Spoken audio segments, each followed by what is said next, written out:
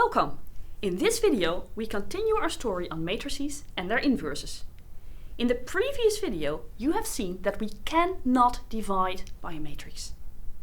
Instead, we can, sometimes, work with the so-called inverse matrix. You've worked with them in an abstract sense, to solve a system, for example. And you've seen how to use them and their rules of computation. In this video, we'll answer the big open question.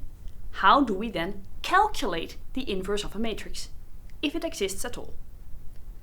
Let's take a look at this matrix A. An inverse for A, if it exists, would be a matrix C such that AC and CA are both equal to the 3x3 identity matrix. Let us denote the columns of this matrix C explicitly. Now consider the first equality, AC equals I. Let's clear some space on our slide. We can compute AC column by column. And it must be equal to the 3x3 identity matrix. We can actually regard this as three separate matrix vector equations. Comparing the first columns, we obtain A multiplied by C1 equals 1, 0, 0. And comparing the other columns, we find that A multiplied by C2 equals 0, 1, 0, and A multiplied by C3 equals 0, 0, 1. If A is invertible, these equations must all have unique solutions, as we have discussed in the previous video. And these unique solutions will give us the columns of C. Note that our three matrix vector equations all involve the same matrix A. Their augmented matrices have the same left-hand side. So rather than working with three separate augmented matrices, we will work with one super-augmented matrix. This will help us solve all three equations at once. Let's get started and solve these systems. We will perform the row reduction algorithm to get to reduced echelon form. Note that everything we do is determined by the matrix A on the left-hand side. First, we create zeros under the pivot positions, working from left to right. Next, we work from right to left to set the entries above the pivot positions to 0. And finally, we rescale to put ones on the pivot positions. There are two important things to emphasize here. First, note that the matrix A itself turns out to be row equivalent to the identity. This is good. In the previous video, we have seen that if a matrix is not row equivalent to the identity, it cannot be invertible. Second, note that all our row operations were dictated by the matrix A. That is, the left-hand side of this super-augmented matrix. The right-hand side just follows along. Now let's reorder our slide a bit to recap. We had our three systems to determine the columns of C. They all use the same matrix A, so we combined their augmented matrices into a super-augmented matrix.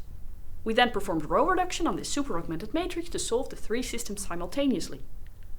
Our matrix A has a pivot position in every row and column. So the three systems each have a unique solution.